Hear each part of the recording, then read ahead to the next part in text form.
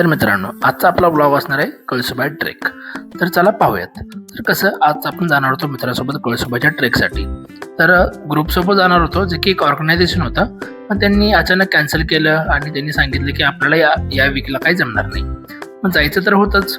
मग मित्र बोलले की एक काम करा, तुम्ही सातारावरून येणार आहे तर सातारामधून पुण्यापर्यंत या, तिथून आपण आपली गाडी घेऊन जाऊयात स्वतःची. मग काय, काढली आपली बाईक, सारण्याने पिंडीने करत करत हायवेने डिरेक्टली पोहोचलो पुण्यामध्ये पोहोचलो. मित्राच्या रूमवर आपली बाईक पार्क केली, सामान घेतलं, मित्राच्या कारमध्ये टाकलं, कारला स्टार्टर मारला आणि निघालो आपण कळसुबाईच्या दिशेने. ते कसं, कळसुबाईच्या दिशेने म्हणजे गाडी कळसुबाईपर्यंत नाही पोहोचतो, तिथं आपल्याला बारी गावामध्ये जावं लागतं, तिथं गाडी पार्क करावी लागते आणि ट्रेक चालू करावा लागतो.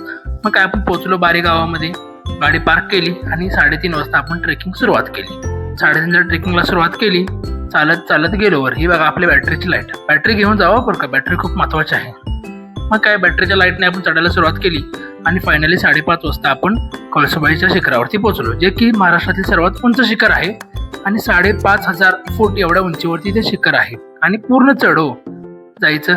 पण भाई वरती पोहोचलो आणि एवढा जीवाचा आटापिटा करून जे वरती आलो होतो भाई, ते सगळं फळायला लागलं भाई. एवढा छान व्ह्यू, एवढा छान सीन आणि सनराईज भाई, लाईक एवढा सातारावरून आलो होतो, एवढं कंटाळलो होतो, पण जसं सनराईज पाहिला एकदम मस्त.